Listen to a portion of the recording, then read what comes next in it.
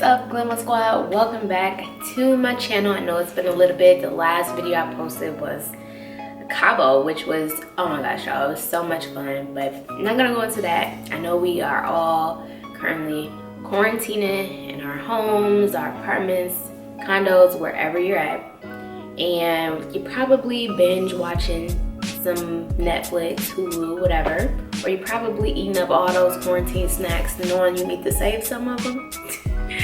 But anyways, I'm here today because I am trying to motivate you, or hopefully I can motivate you to get up from that couch, get up out your bed, organize your space, clean your space. That is what I am going to be doing today.